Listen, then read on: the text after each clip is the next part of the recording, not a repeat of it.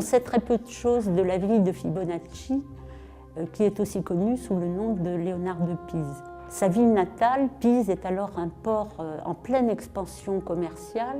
Son père est d'ailleurs professionnellement attaché à ce port et Pise commerce avec la plupart des grandes cités du bassin méditerranéen.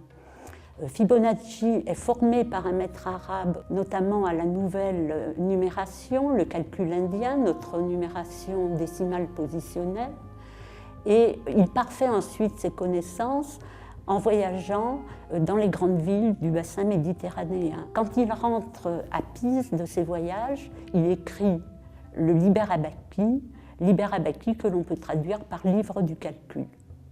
Le Liber Abaci, c'est un très gros ouvrage en 15 chapitres. Les premiers chapitres de problèmes sont très intéressants pour nous actuellement, car ils nous montrent bien ce qu'étaient les techniques commerciales à cette époque, de change, d'intérêt, etc.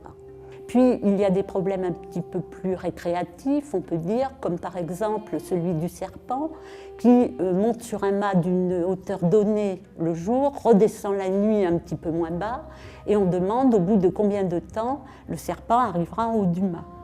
Et enfin, dans les derniers chapitres, Léonard de Pise reprend des notions euclidiennes et termine par une présentation de l'algèbre arabe. En dehors du Liber Abaci, Fibonacci a écrit d'autres ouvrages, dont un livre important de théorie des nombres qui s'appelle le livre des nombres carrés et qui montre la qualité de Fibonacci comme mathématicien. Il a contribué à diffuser de nouvelles techniques mathématiques qui seront utiles pour le commerce alors en pleine expansion.